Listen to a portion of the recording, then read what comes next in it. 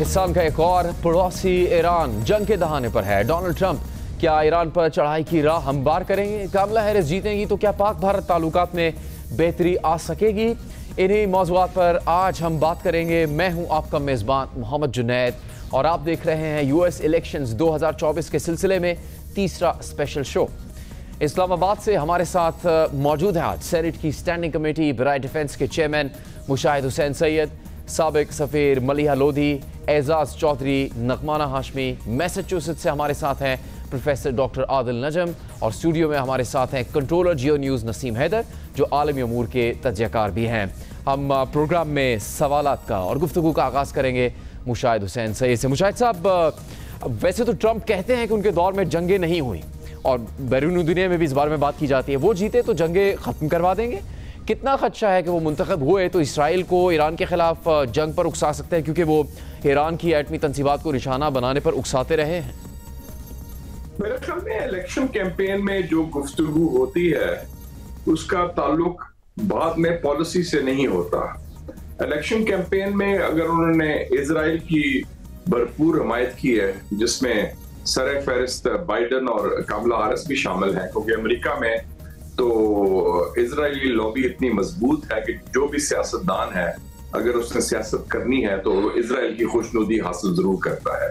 लेकिन मेरा नहीं ख्याल कि ट्रंप की ये कोशिश होगी कि एक नई जंग छिड़े।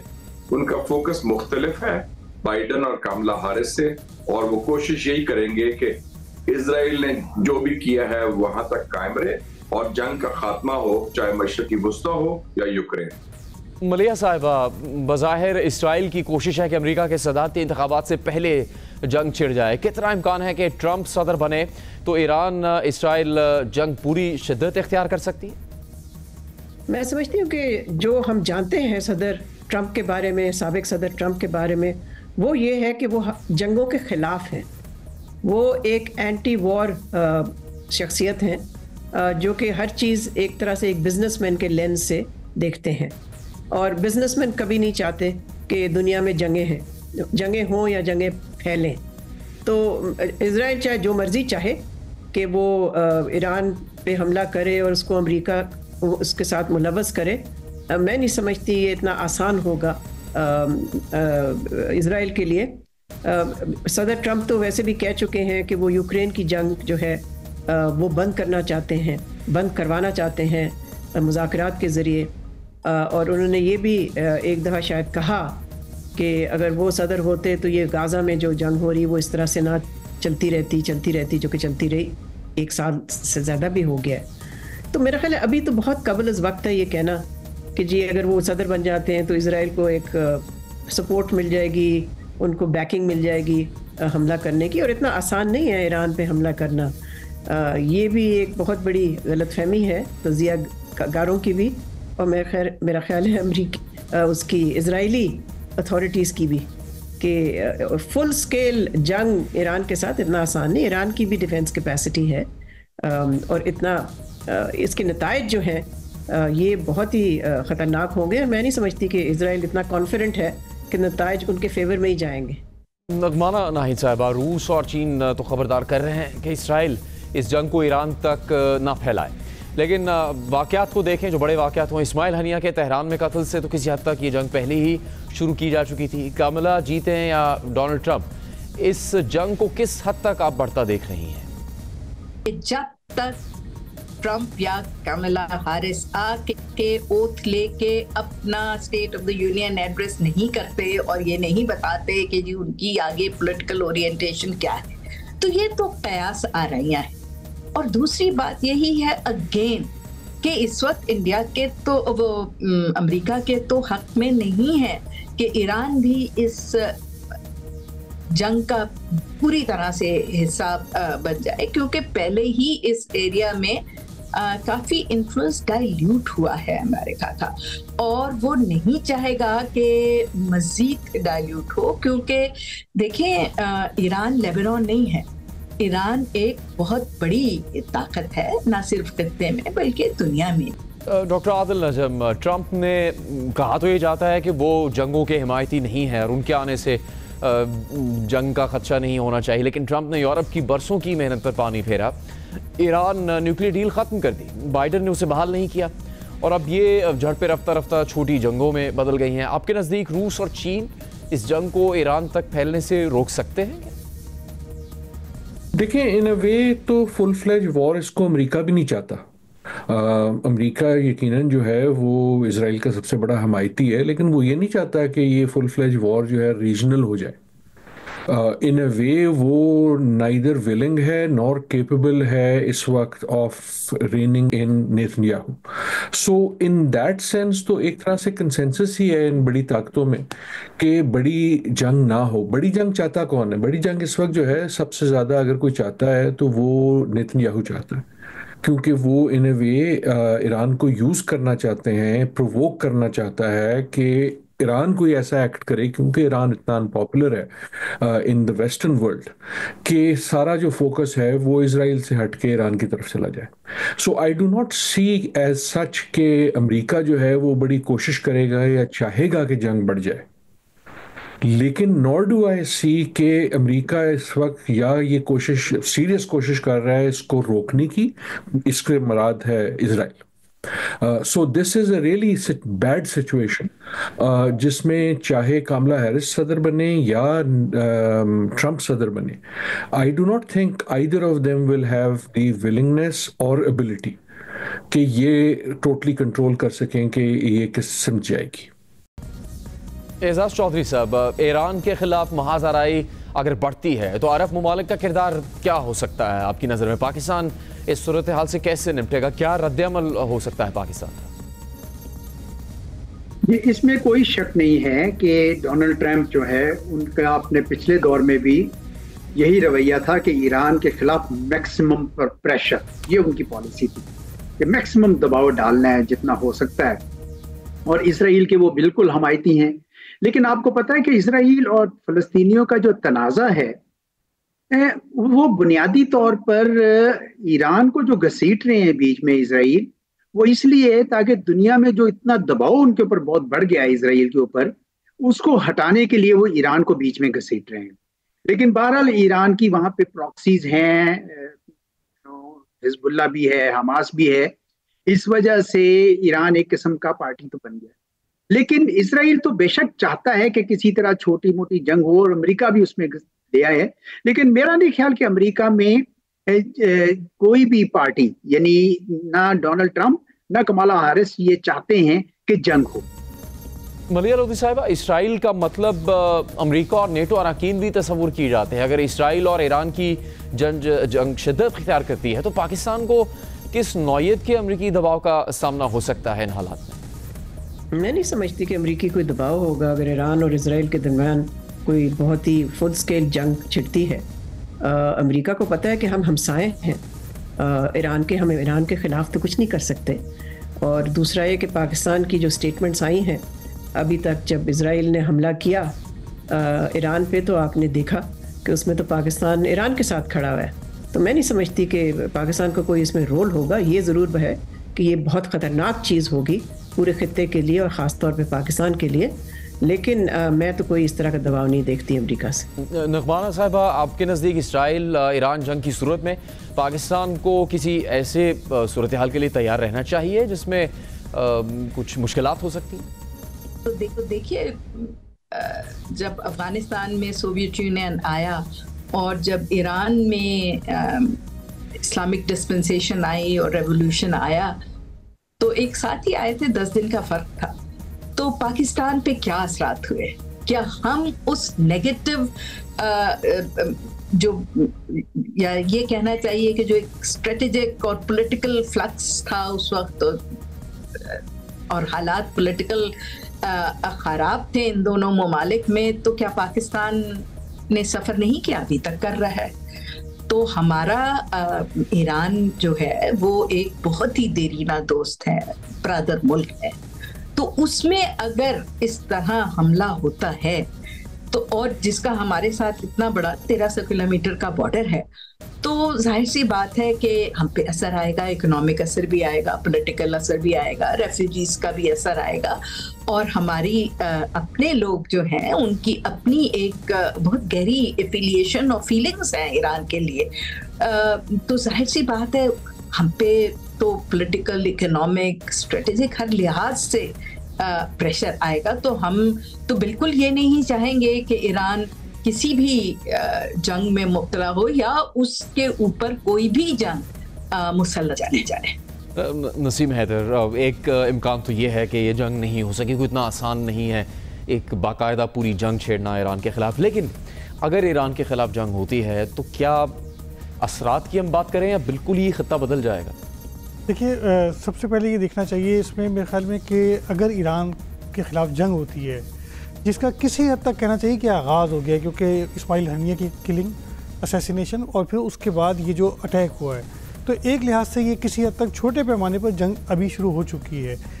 इसको फुल फ्लेज वॉर में ये तब्दील होती है या नहीं, ये एक अलग चीज़ है। लेकिन हमें ये देखना चाहिए कि इस जंग का सबसे ज़्यादा फ़ायदा किसे होगा, क्योंकि अगर हम इसको इस तरह से देखें कि जब JCPOA की डील हुई थी, उसके बाद एकदम से ईरान के ऊपर से सैंक्शंस हटना शुरू हुई थी और ईरान एकदम से बिल्कुल आज़ाद हो गया था।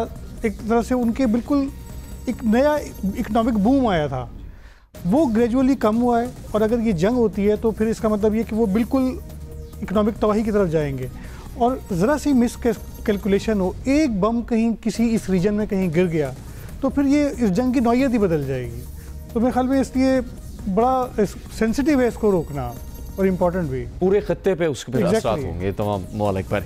हम प्रोग्राम को जारी रखेंगे, लेकिन यहाँ पर एक ब्रेक लेंगे और ब्रेक के बाद आप गुफ्तगू देखिए इस बारे में कि कामला हैरिस अगर जीतती हैं तो पाकिस्तान और भारत के ताल्लुक का मुस्तकबिल क्या हो सकता है, अमेरिका उस पर किस तरह से असरअंदाज होगा। हम बात कर रहे हैं कि अमेरिका के इंतखाबात में मुमकिन तौर पर नए सदर का फैसला होने के बाद पाकिस्तान के पड़ोसियों के साथ ताल्लुकात के हवाले से क्या हालात हो सकते हैं, इसी गुफ्तगू को आगे बढ़ाएंगे। मरिया लोधी साहिबा, सवाल ये कि अगर कामला हैरिस हो या ट्रंप सदर बनते हैं दोबारा, आपके नज़दीक इनकी अफ़गानिस्तान में किस कदर दिलचस्पी होगी, ये भी कि ये ममालिक तालिबान को किसी हद तक रूस और चीन के करीब होने देंगे, जो इस वक्त हालात हमें नज़र आ रहे हैं, क्योंकि इस खला को कोई ना कोई तो पुर करेगा। मैं नहीं समझती अमेरिका का कोई इंटरेस्ट है अफ़गानिस्तान में। अगर होता तो वो अभी भी वहीं होते। तो अब तो उनको विड्रॉ किए हुए काफ़ी बरस हो गए हैं और हमने कोई इस तरह की चीज़ नहीं देखी वाशिंगटन से जिससे कि ये फीलिंग हो कि या ये तासर हो कि वो अभी भी अफ़गानिस्तान को किसी तरह से कोई अहमियत देते हैं। Afghanistan is of the agenda. Afghanistan जो अमेरिका के एजेंडा नहीं, पूरे मगरबी ममालिक जो हैं उनके एजेंडा से उतर आया है। उसकी कोई इस तरह की हैसियत नहीं रही जो एक वक्त पे थी। और मैं नहीं समझती कि अमेरिका को ज़्यादा इससे कोई ज़्यादा डिस्कम्फर्ट होगा कि चीन के ताल्लुकात हैं या किसी और मुल्क के हैं। मैं नहीं समझती कि देखिए उनकी तरजीहात ही बिल्कुल मुख्तलिफ हैं। उनका कोई मुफाद ही नहीं रहा अफ़गानिस्तान में, तो वो क्यों इंटरेस्टेड हों अफ़गानिस्तान में। मुशाहिद हुसैन सईद साहब, काबुल में अभी हालिया कॉन्फ्रेंस हुई थी, इससे पहले चीन ने तालिबान सफ़ीर की असनाद सिफारत कबूल की, तो क्या इसे चीन की जानिब से अफ़गानिस्तान को तस्लीम किए जाने के मुतरादिफ समझना चाहिए? जी बिल्कुल, चीन ने बड़ा वाज़ेह तौर पर जो तालिबान की हुकूमत है उसको बाकायदा कम से कम सफारती सतह पर तो कबूल कर लिया है, को कि अभी तक कानूनी तौर पर शायद नहीं किया, जिसे कहते हैं अंग्रेजी में डी फैक्टो रिकग्निशन दी है। और ये काम सिर्फ चीन ने नहीं किया बल्कि मुत्तहिदा अरब अमारात ने भी कर दिया है, क्योंकि उनके सदर मोहम्मद बिन जायद से तालिबान के जो लीडर हैं सिराजुद्दीन हक्कानी की मुलाकात भी हुई। और ये काम अब रूस भी करने जा रहा है, क्योंकि रूस ने ऐलान किया है, पुतिन ने, कि यह तालिबान अफगान हुकूमत जो है ये रूस की हलीफ है दहशतगर्दी के खिलाफ जो दाइश कर रहा है।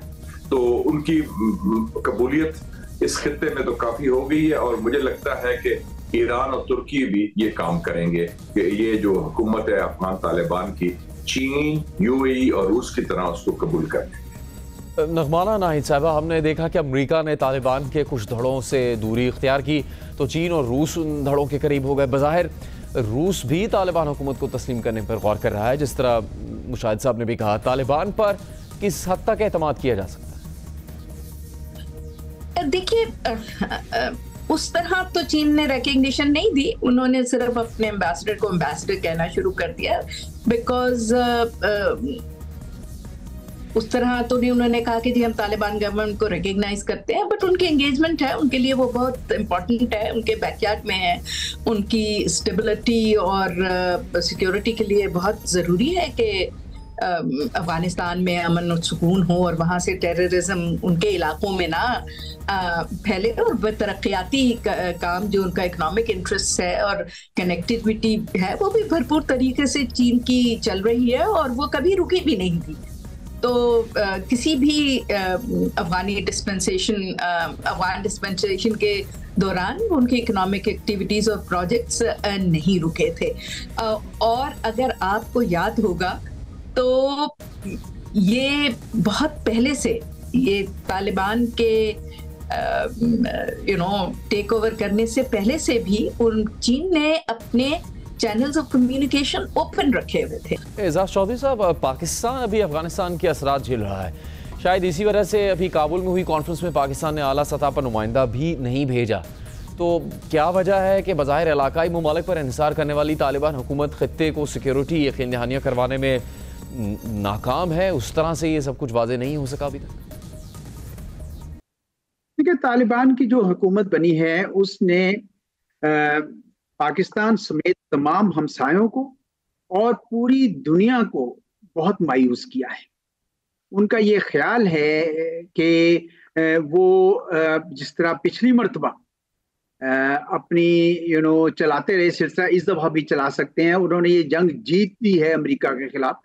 हालांकि हकीकत ये है कि तालिबान को पाकिस्तान की अगर हमायत ना होती या कम अज़ कम हम उनको उस तरीके से, जिस तरह उनको यहाँ पे फैमिलीज और मेडिकल की सहूलतें थी, वो जंग ये किस तरह जीत सकते थे। लेकिन उन्होंने अब बड़ी मिसकैलकुलेशन शुरू की है और वो पूरी दुनिया को मेरे ख्याल में अपना दुश्मन भी बना रहे हैं और वहाँ पे दोबारा से दहशतगर्दी की आमाजगा बन रही है।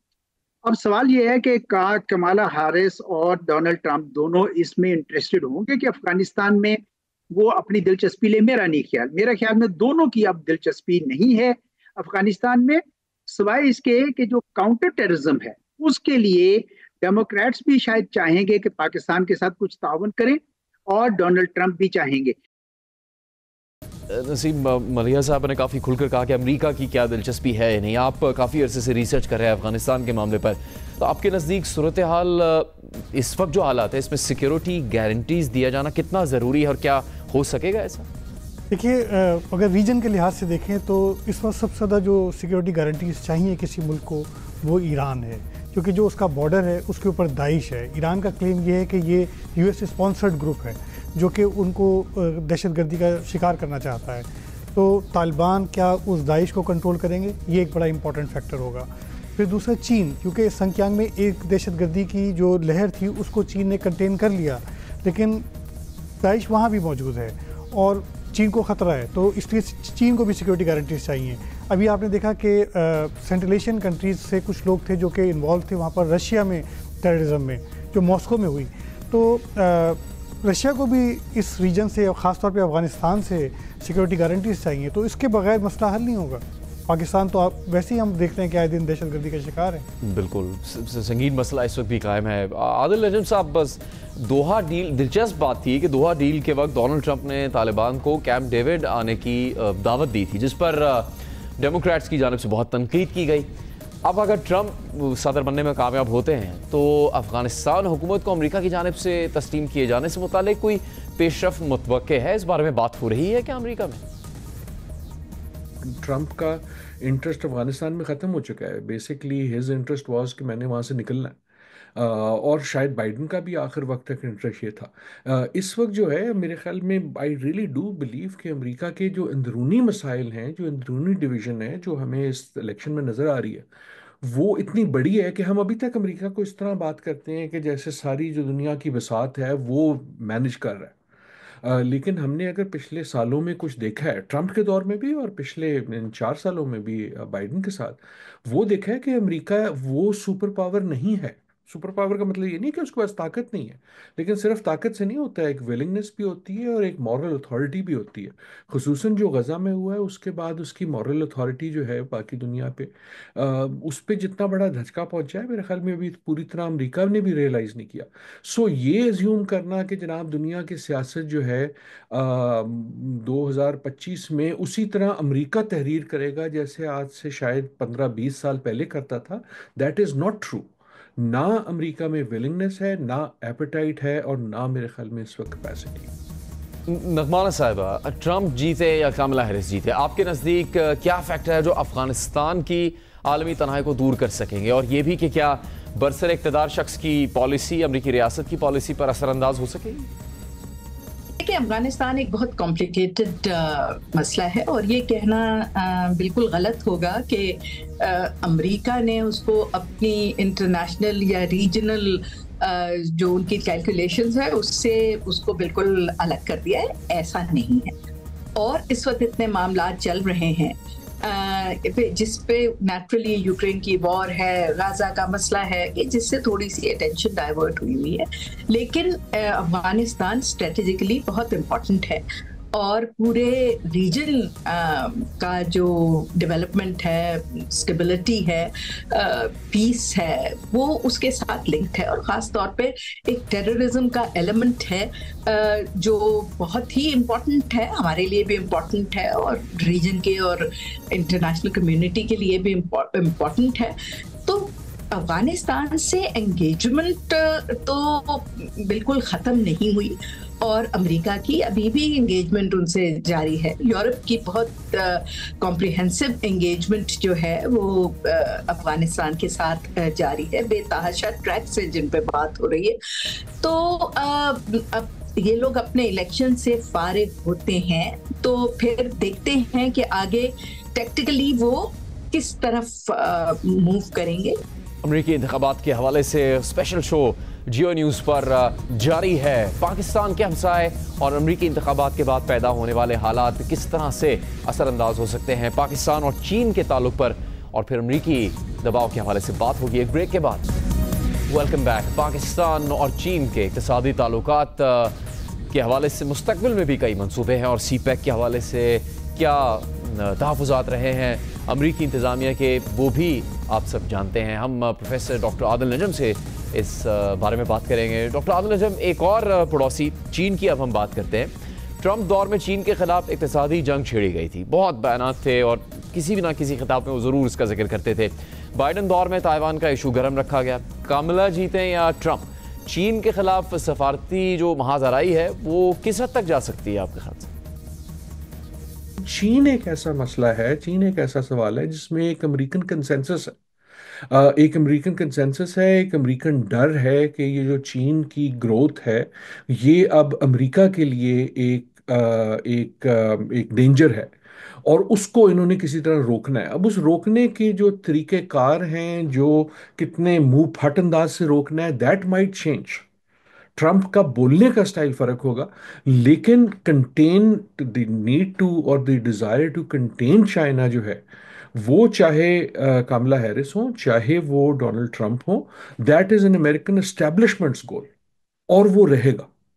और वो आपको हर तरीके से नजर आएगा, वो आपको इकोनॉमिक वॉरफेयर में नजर आएगा, वो आपको पॉलिटिकल स्पेस में नजर आएगा, वो आपको ग्लोबल इंस्टीट्यूशंस में नजर आ रहा है, वो आपको टेक्नोलॉजी में नजर आ रहा है। वो जो है वो एक अमेरिकन इंटरेस्ट है। एंड अगेन आई रिपीट कि जो चेंज आएगी अगर कमला हैरिस होती हैं या ट्रंप होती हैं, वो अंदरूनी होगी। बैरूनी मसाइल पे ऐसा नहीं है कि एक आ जाएगा तो कल जो है अमेरिका के एक अलग समत पे चल पड़ेगा। That is not going to happen. Maliya Lodhi साहिबा, नॉन नेटो इत्तेहादी होने के नाते नई अमरीकी इंतजामिया पाकिस्तान पर किसी हद तक दबाव डाल सकती है कि CPEC के दूसरे मरहले को महदूद किया जाए? पहले भी बहुत तहफ़्फ़ुज़ात का इजहार किया गया था। मैं समझती हूँ अमेरिका बहुत अच्छी तरह से जानता है कि पाकिस्तान का जो स्ट्रेटेजिक एला है वो चीन है और पाकिस्तान कोई ऐसी चीज़ नहीं करेगा अपनी खारजा पॉलिसी में जिससे कि वो चीन के ख़िलाफ़ कोई किसी किस्म का कदम ले या एक्शन ले या कोई एंटी चाइना कोलिशन का हिस्सा बने। तो मैं नहीं समझती इससे कोई दबाव आएगा। ये चीज़ जाहिर है उन पे। चीन उनका सबसे बड़ा हरीफ है उनकी नज़र में। पाकिस्तान की नज़र में भारत सबसे बड़ा हरीफ है, जो कि अमेरिका का बेस्ट फ्रेंड आप कह लीजिए है।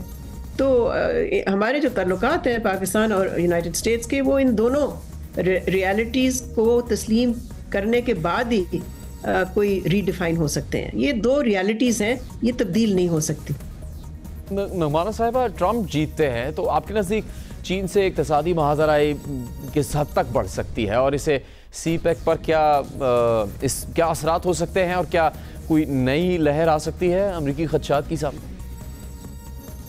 देखिए, मैं फिर दोबारा कहूंगी कि चाहे वो डेमोक्रेटिक डिस्पेंसेशन हो या फिर वो रिपब्लिकन डिस्पेंसेशन हो, जो लॉन्ग टर्म ऑब्जेक्टिव है वो नेशंस का ऐसे 4-4 साल की गवर्नमेंट से चेंज नहीं होता। और ये भी आई थिंक बहुत सिंपलिस्टिक है कहना कि जी वो ट्रंप के ज़माने में कंपटीशन जो है वो शुरू हुआ। आपको देखना ये पड़ता है कि उस वक्त हालात क्या बने। उस वक्त कोई भी डिस्पेंसेशन होती तो शायद वो इसी तरह घबराहट का शिकार होती, क्योंकि उस वक्त चीन अपने 70 साल पूरे करके और उन्होंने अपना नेक्स्ट 10 इयर्स का प्लान बताया था, और उन्होंने वो फाइनल जो रिजुविनेशन ऑफ द मदरलैंड का उनका एक ऑब्जेक्टिव है जो 2048 तक कंप्लीट होना है, उसकी तरफ भरपूर तरीके से पेशरफ्त करने का अंदिया दिया। ये वही वक्त है कि जब 5G और AI में सरपास कर गया टेक्नोलॉजी में चीन अमेरिका को। ये वही दौर है जब उन्होंने dark side of the moon पे जाके लैंड कर दिया, स्पेस में भी अपना स्पेस स्टेशन भी उन्होंने कर दिया। ये वही दौर है जब उन्होंने ऐलान किया कि जी अब हमारी जो PLA है, मिलिट्री फोर्स, आर्म्ड फोर्सेस, वो लीन होंगी और मीन होंगी और टेक्नोलॉजिकली हम उन्हें एडवांस करेंगे। तो ये सारी चीजें वो चाहे बाइडेन के ज़माने में होती या ओबामा के ज़माने में होती या वो ट्रंप के ज़माने में, अमेरिका का वही रिएक्शन होना। दिलचस्प। एजाज चौधरी साहब, हाल ही में चीन के ताउन से तैयार गवादर एयरपोर्ट का इफ्तिताह हुआ और सीपैक का दूसरा मरहला आगे बढ़ाया जा रहा है। तो ये तासुर एजाज साहब कितना दुरुस्त है कि डोनाल्ड ट्रंप के मुबैना दोस्त बानी PTI के दौर में सीपैक पर काम की रफ्तार बहुत कम कर दी गई थी? देखिए, सीपैक का जब आगाज हुआ 2015 में तो एक बड़ा जोश खरोश था कि $46 बिलियन, उसके बाद कहा कि हम 61 बिलियन ले जाएंगे, फिर कहा कि 92 बिलियन तक चला जाएगा। फिर जो दौर आया इमरान खान की गवर्नमेंट का, तो वहाँ कुछ सिग्नल्स ऐसे चले गए कि उससे ये थोड़ा स्लो हो गया काम। लेकिन ये इसका ये मतलब नहीं है कि उस वक्त भी कोई सीपैक से या चीन से कोई दूरी थी, क्योंकि पाकिस्तान की कोई ऐसी हुकूमत नहीं है जो चीन से दूरी चाहती है। लेकिन बहरहाल मामला कुछ परसेप्शंस ऐसी बन गई कि वो स्लो हो गया। उसके बाद फिर जो दूसरी गवर्नमेंट्स आई, इंटरिम गवर्नमेंट आई और अब मौजूदा गवर्नमेंट पे आई, तो उस वक्त अब मसला पॉलिटिकल विल का नहीं है, मसला अब सिक्योरिटी का आ गया बड़ा सा। तो ये तो पाकिस्तान और चीन का है। लेकिन अमेरिका के हवाले से अगर हम देखें तो अमेरिका में तो बाई पार्टीजन कंसेंसस है दोनों कि चीन उनका अब बड़ा कंपेटिटर है, स्ट्रेटेजिक कंपेटिटर है। तो चीन जो है अमेरिका की जो एक जारादारी थी पूरी दुनिया में, मोनोपोली थी, उसको वो चैलेंज कर रहा है। तो चुनांचे वहां पे दोनों पार्टीज जो हैं वो उसके खिलाफ काम करना चाहती हैं। मुशाहिद साहब, चीन से पाकिस्तान ने कर्ज तो लिया लेकिन अदायगी के चैलेंजेस दरपेश रहते हैं। महंगाई, बहुत ज़्यादा महंगाई की वजह से आवाम की क़ुव्वत ख़रीद भी कम हुई है। फिर सिक्योरिटी चैलेंजेस है। पाकिस्तान की हालत चीन को मजीद सरमाकारी से किस कदर रोक रही है? इसमें चीन पाकिस्तान के साथ चट्टान की तरह खड़ा है और आपने देखा कि पिछले 2 सालों में कोई $15 अरब के रोल ओवर किए हैं, पूरी मदद की है, IMF की इमदाद लेने में भी मदद की है। चीन को सिर्फ एक चीज का खतरा है और खदशा है, वो है सिक्योरिटी। पाकिस्तान ने जो वादा किया था उनको फुल प्रूफ सिक्योरिटी का कि हम उनके जो तनसीबात हैं चाइना के सीपैक के हवाले से और जो चाइना के बाशिंदे हैं उनका मुकम्मल दिफा करेंगे, जो हमारा कानूनी फरीजा भी है चीन के साथ या किसी और मुल्क के साथ। लेकिन उसमें पाकिस्तान हुकूमत नाकाम रही है। वो बल्कि इस साल तो 2 हमले हो चुके हैं और दूसरा हमला जो हुआ था इधर कराची में हुआ था और उसमें भी इंटेलिजेंस फेलियर है, और उससे पहले दासू में हुआ था, और दासू का हमला जो इस दफा हुआ था वो 5 साल पहले के हमले की तरह था। इसका मतलब है हमारे पास कोई बाज़ाब्ता बाकायदा दहशतगर्दी का मुकाबला करने के लिए हिकमत अमली नहीं है, तो हमें असर नौ अपनी हिकमत अमली को तैयार करना पड़ेगा दहशतगर्दी के मुकाबले में, ताकि चाइना के साथ जो हमारे इक्तिसादी ताल्लुकात हैं सीपैक के हवाले से और चाइनीज इन्वेस्टमेंट, वो सिक्योरिटी की वजह से ना रुके, जो कि मैं समझता हूँ हमारे सिस्टम की नालायकी है।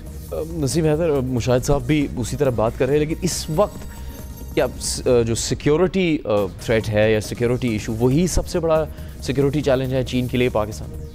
देखिए, मेरे ख्याल में सिक्योरिटी को अगर हम डिफ़ाइन करें 2 हिस्सों में, एक तो ये कि जो टेररिज्म हो रहा है जिसमें ये मुख्तलिफ वाक़यात जैसे कि मुशाहिद साहब ने कहे भी, लेकिन मेरे ख्याल में एक और चीज़ है जिसको हम मिस कर रहे हैं, वो है एक्सट्रीमिज़म। क्योंकि चाइना को एक बहुत बड़ा ख़तरा है कि पाकिस्तान में मुसलसल जो एक्सट्रीमिज़म बढ़ रहा है, उसे इस लहर से परेशानी है कि आखिर में ये जाके कहाँ एंड होगा।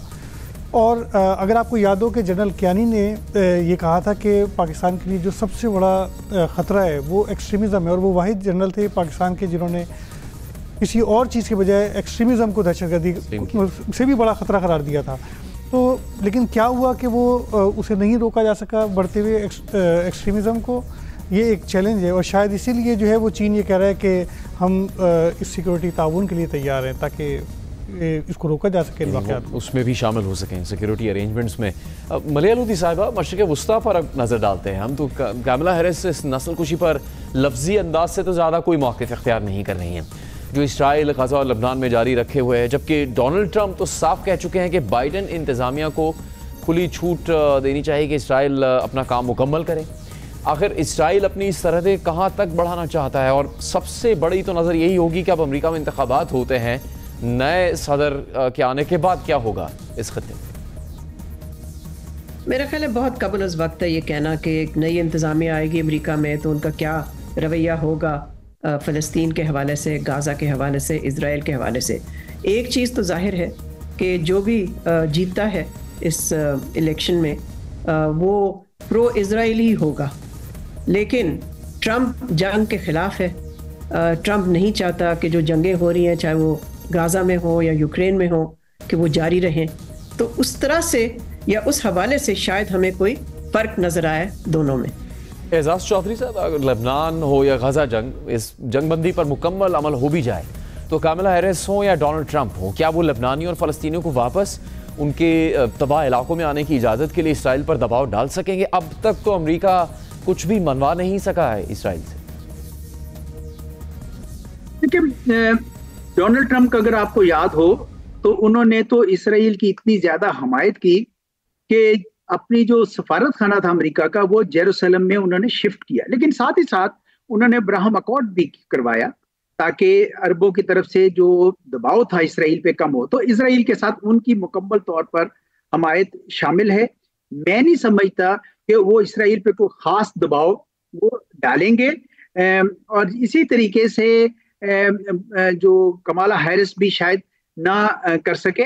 वो सिर्फ ये चाहती हैं कि कोई थोड़ा बैलेंस्ड अप्रोच हो, अरबों के साथ भी मिलकर कुछ साथ दिया जाए ताकि उनके जो बाकी एलाइज हैं वो खफा ना हो। नगमाना नाहिद साहबा, वैसे तो अब कहा जाता है कि अगर दो लोग या ममालिक में लड़ाई हो तो वो खुद ही इसका बेहतर हल निकाल सकते हैं। तो हम कामिला हैरिस सदर बने या ट्रंप, क्या इनमें से किसी एक के इक़्तिदार में आने से पाक भारत ताल्लुकात में बेहतरी की हौसला अफजाई मुमकिन है? इस हवाले से भी कोई तब्दीली आ सकती है? जहाँ तक अमेरिका का ताल्लुक है या बाकी सारी दुनिया का ताल्लुक है, तो ये बड़ा एक इम्पॉर्टेंट खित्ता है। तो वो कोई भी डिस्पेंसेशन हो, वो कोई भी मुल्क हो, चाहे चीन हो, चाहे रूस हो, चाहे अमेरिका हो, चाहे यूरोप हो, वो तो उनकी तो सबकी ख्वाहिश यही है कि जी ये इस एरिया में ये दो इम्पॉर्टेंट न्यूक्लियर पावर्स हैं कि इनकी इस तरह की जो कॉन्फ्रंटेशनल हालात हैं। अब तो ऑफ कोर्स हमारे एम्बेसडर्स भी नहीं हैं एक दूसरे के मुल्क में, के मामलात बेहतरी की तरफ जाएं, ज़्यादा मज़ीद खराबी की तरफ ना जाएं। लेकिन हमें उसमें देखना ये है कि हमारे कोर इंटरेस्ट हैं। हम चाहे इंडिया के साथ मिलके बैठ के बात करनी हो, चाहे दूसरे लोग जो हैं वो ये कोशिश करें कि किसी तरह मीडिएशन हो और हालात बेहतर हो, तो वो सिर्फ उस वक्त हो सकते हैं जब हमारे कोर इंटरेस्ट जो हैं और जो हमारे खदशात हैं, ख़ास तौर पे हमारा बहुत इम्पोर्टेंट कश्मीर के मामले पे एक नैरेटिव है, जब तक उसको और हम ये नहीं एड्रेस करते और वो टॉक्स का हिस्सा नहीं बनता, तो उस वक्त तक तो देखिए किसी भी बेहतरी की उम्मीद रखना मुश्किल है। मुशाहिद हुसैन साहब, हाल ही में SCO इजलास में भारतीय वज़ीर ख़ारजा पाकिस्तान आए। अगरचे दो तरफा बातचीत नहीं हुई मगर एक अच्छी पेशरफ ज़रूर थी।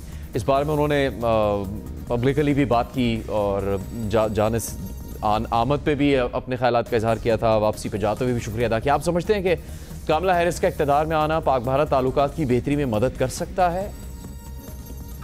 मैं समझता हूँ कि ये भारतीय वज़ीर ख़ारजा का पाकिस्तान आना SCO सरबराही कॉन्फ्रेंस के लिए ये खुशाइन बात थी। डॉक्टर जयशंकर आए और अच्छी गुफ्तगू हुई, महज़ब तरीके से हुआ, हमने अच्छी मेज़बानी की और उन्होंने भी अच्छे मेहमान के तौर पर अपना फरीज़ा अंजाम दिया। तो कुछ बर्फ पिघली है और चाहे कामला हो या ट्रंप हो, दोनों जो हैं इस चीज पर कायल होंगे कि पाकिस्तान भारत के मुज़ाकरात हों, ताल्लुकात में बेहतरी हो। और आपको याद होगा जब ट्रंप सदर थे 2019 में, उन्होंने तो ये भी कहा था कि वो कश्मीर के मसले पर मसाइलत के लिए तैयार हैं और उन्होंने ये भी बाकायदा ऐलान किया था, जिसका तरदीद नहीं किया हिंदुस्तान ने, कि वज़ीर आज़म मोदी ने उनको कहा था कि आप कश्मीर पर मसाइलत और मीडिएशन का रोल अदा करें। तो कश्मीर का जिक्र भी ट्रंप ने किया था। तो चाहे ट्रंप हो या कामला हो, दोनों का मौक़िफ़ पाक हिंदुस्तान ताल्लुकात के हवाले से यकसा होगा। एजाज चौधरी साहब, डोनाल्ड ट्रंप हो या कामला हैरिस हो, पाक भारत ताल्लुकात में पेशरफ्त हो सकती है क्या? कहीं नई इंतजामिया इस हवाले से कुछ करना चाहेगी?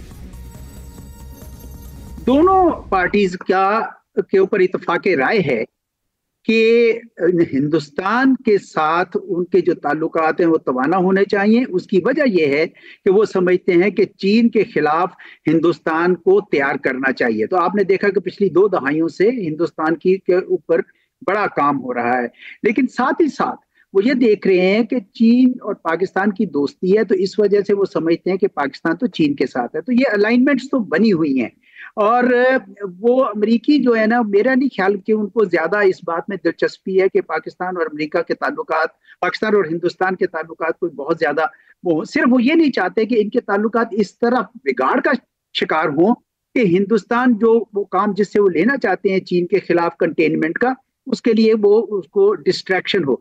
तो दा वक्त है कि हिंदुस्तान और पाकिस्तान के दरमियान कोई बहुत बड़ा क्लैश हो जाए, ये अमेरिकी उसमें शामिल बिल्कुल नहीं होना चाहेंगे और वो तो कोशिश करेंगे कि जितनी कोशिश कर सकते हैं पाकिस्तान पे दबाव की, या कम से कम कुछ ना पाकिस्तान के साथ एंगेज करके, ताकि हिंदुस्तान जो है मुकम्मल तौर पर पूरी आज़ादी के साथ चीन के खिलाफ जो घेराबंदी बना रहे हैं उसमें वो शामिल होता रहे।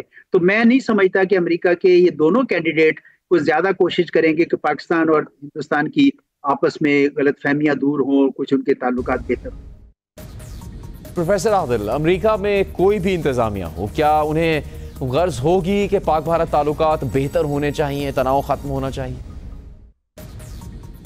कर सकती हैं, जरूर कर सकती हैं। कोई भी अमेरिकन सदर कर सकता, लेकिन किसी अमेरिकन सदर ने नहीं किया। ये जो है कि उनका बैकग्राउंड कहाँ का है, ये जो है ये कहानी या पाकिस्तान में होती है या भारत में होती है, अमेरिका में इसका मेरे ख्याल में कोई इतनी ज़्यादा अहमियत नहीं है। आपका सवाल बहुत अच्छा है कि क्या वो कर सकती हैं? यस, कर सकती हैं। हर अमेरिकन सदर कर सकता है और शायद सिर्फ अमेरिकन सदर ही कर सकता है। क्या उनमें एपेटाइट है? क्या वो करेंगी? नो।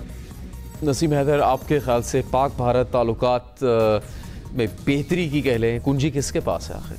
देखिए, मेरे ख्याल में ना तो हमें कामला हैरिस पे इन्हिसार करना चाहिए, ना डोनाल्ड ट्रंप पर या ओवरऑल अमेरिका पर।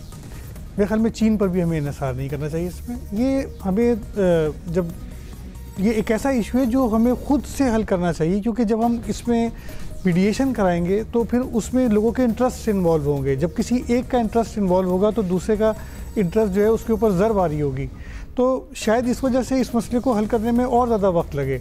तो ये देखना होगा कि हमारे पास कौन सी ऐसी चीज़ें हैं जिसके ऊपर हम बात कर सकते हैं और उस बात को आगे बढ़ाएं, क्योंकि जितना इस मसले को हम देर तक से लेके जाएंगे शायद नुकसान ज़्यादा होगा। अमरीकी इंतखाबात से बराह रास्त शायद असर नहीं पड़ेगा, मेरे ख्याल में इसका शायद असर ना पड़े, बल्कि हमें चाहिए कि हम खुद आपस में कोई बहाना ढूंढें जिससे हम इसको दोबारा से शुरू कर सकें।